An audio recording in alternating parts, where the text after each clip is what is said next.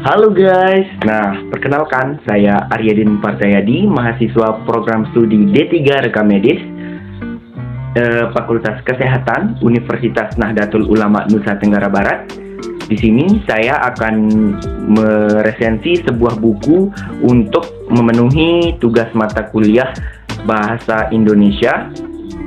Saya akan mencoba-coba meresensi buku dengan judul The Mind and the Brain, Dahsyatnya Otak dan Pikiran Manusia, penulis Alfred Binet. Jadi, buku The Mind and the Brain, Dahsyatnya Otak dan Pikiran Manusia merupakan buku yang ditulis oleh Alfred Binet. Buku ini awalnya diterbitkan pada tahun 1907. Isi buku ini akan mengeksplorasi perbedaan antara materi dan pikiran. Walaupun Alfred Binet terkenal karena kontribusinya pada studi kecerdasan, dia memiliki minat penelitian ekstensif lainnya dan dipublikasikan secara luas di banyak bidang psikologi.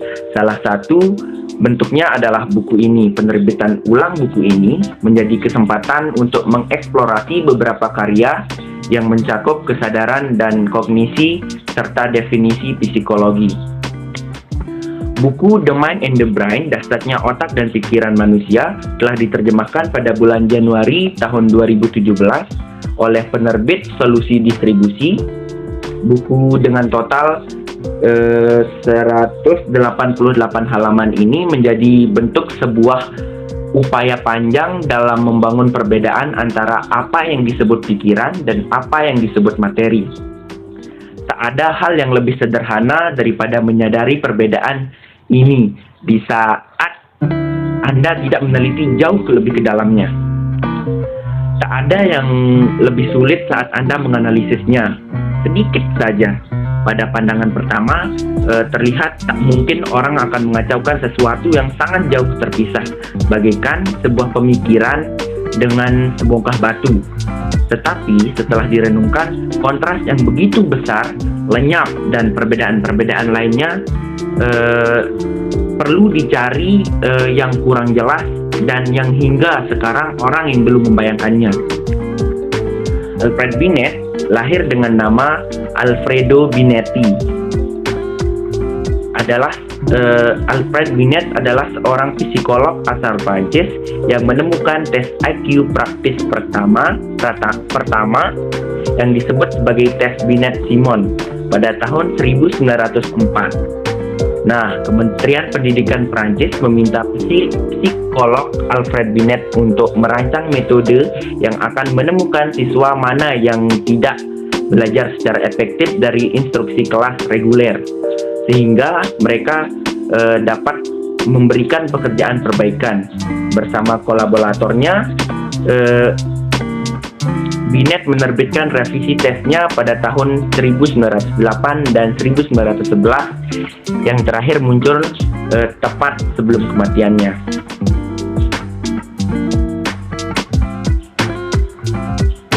Buku ini adalah bentuk upaya panjang dalam membangun sebuah perbedaan antara apa yang disebut materi dan apa yang disebut dengan pikiran. Ada hal yang lebih sederhana ya tadi. Selanjutnya, buku ini terbagi menjadi tiga bab. Tiga bab besar. Untuk bab pertama membicarakan tentang definisi materi, yang mana dalam bab ini dibagi lagi menjadi 4 subbab. Subbab pertama pendahuluan, subbab kedua tentang pengetahuan kita tentang benda-benda luar, subbab ketiga tentang teori mekanika mengenai materi hanyalah simbol, subbab keempat tentang jawaban atas beberapa keberatan dan ringkasan. Untuk bab kedua, di sini untuk bab kedua mempunyai beberapa subbab. Subbab pertama, perbedaan antara kognisi objeknya. Subbab kedua, definisi sensasi. Subbab ketiga, imajinasi. Subbab keempat, definisi emosi. Subbab kelima, definisi kesadaran dan hubungan subjek-objek. Subbab selanjutnya definisi kesadaran, kategori-kategori pemahaman. Subbab selanjutnya definisi kesadaran, terpisah kesadaran dari objeknya, pembahasan tentang idealisme. Subbab selanjutnya definisi kesadaran, pemisahan kesadaran dari objeknya di bawah sadar. Nah, subbab terakhir di sini definisi psikologi. Selanjutnya untuk bab ketiga memiliki beberapa subbab. Subbab pertama, pemikiran memiliki kehidupan yang tidak lengkap. Subbab kedua membahas tentang spiritualisme dan idealisme. Subbab ketiga, materialisme dan paralelisme. Subbab keempat, teori modern. Subbab kelima, kesimpulan. Dan subbab keenam, rekapitulasi. Nah, itulah tadi bab-bab dan subbab yang ada di buku The Mind and the Brain. Selanjutnya, sebagai salah satu buku bestseller, buku The Mind and the Brain, dasarnya otak dan pikiran manusia, tentunya memiliki sejumlah kelebihan. Nah, kelebihan pertama tentunya dari tema utama yang disajikan. Buku ini yang membahas tentang kemampuan otak dan pikiran manusia.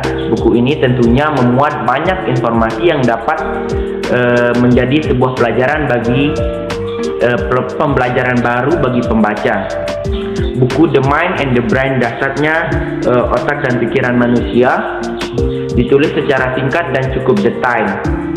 Narasi yang ditulis Alfred Binet dinilai cukup mudah untuk dimengerti. Penjelasan yang disajikan buku ini mampu membuat pembaca berpikir dan merefleksikan dan mengenal kemampuan otak dan pikirannya sendiri.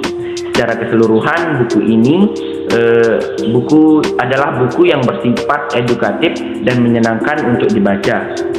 Ini adalah buku yang direkomendasi bagi Anda yang ingin mengenal kemampuan manusia dari diri Anda sendiri secara lebih mendalam. Selain kelebihan, buku The Mind and the Brain, dasarnya otak dan pikiran manusia, juga memiliki kekurangan. Kekurangan pada buku ini terkait dengan beberapa istilah ilmiah yang mungkin awam bagi sebagian orang dan tidak disertai penjelasan atau catatan kaki. Hal ini cukup menjadi kendala bagi sejumlah pembaca. Melalui buku The Mind and the Brain, dasarnya otak dan pikiran manusia, kita dapat lebih mengenal kemampuan manusia, kemampuan diri kita dengan lebih mendalam. Dari memahami kita yang lebih menyeluruh terhadap kemampuan diri, kita diharapkan dapat memelihara dan menggunakan dengan lebih baik. Anda diharapkan dapat memberdayakan kedahsyatan otak dan pikiran Anda melalui hal-hal seperti melatih mindsetful, melepaskan pikiran negatif, dan memilih untuk lebih bahagia. Setelah itu, Anda mungkin akan merasa lebih mudah mengendalikan hidup Anda. Nah, sekian ulasan buku The Mind and the Brain, dasarnya otak pikiran manusia, karya Alfred Binet. Bagi kalian yang penasaran akan kemampuan otak dan pikiran Anda, segera dapatkan buku ini di toko buku terdekat atau perpustakaan terdekat. Saya Aryadin Partoyadi, cukup sekian resensi buku ini. Wallahu muwaffiq ila aqwamit thoriq. Assalamualaikum warahmatullahi wabarakatuh.